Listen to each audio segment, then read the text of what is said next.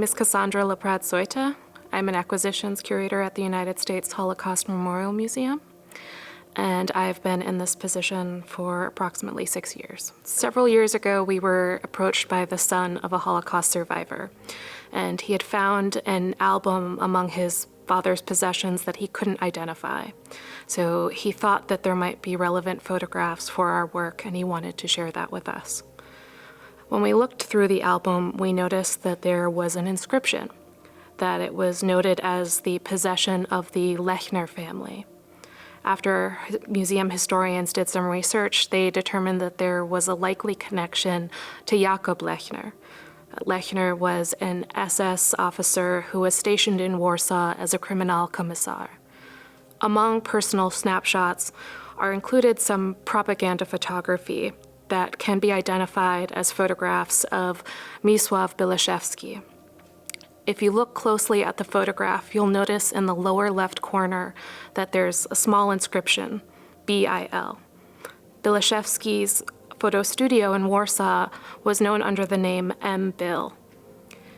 What's rather remarkable about Bilashevsky is that he transitioned from a career in film, where he was both an actor and cinematographer, to photography.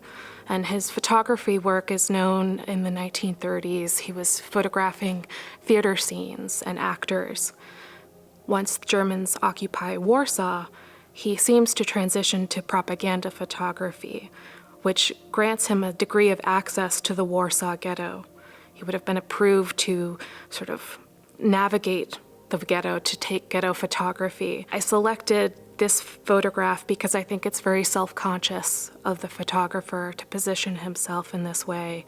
He's photographing what appears to be someone within the German occupation administration, photographing a Jewish resident of the ghetto. And that proximity both sort of removes him, but places him very closely to his aim, and that was to take photography that would be consumed by the German occupation forces. And his gaze was informed by what he thought his audience wanted to see. So many of the other photographs in the album, and indeed on that same page, are of sort of stereotypical Jewish residents of the Warsaw Ghetto. And the page on which this photograph is included is noted in Lechner's handwriting as typical Jews. Many of the other individuals aren't photographed in profile, as you see here.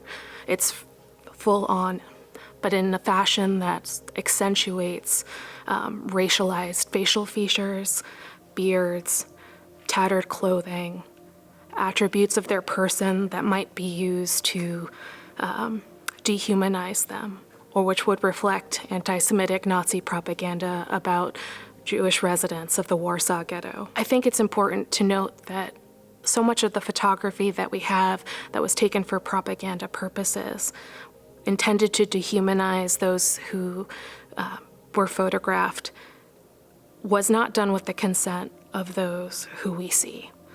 And I think that calls on us to be more deliberate about how we use those photographs.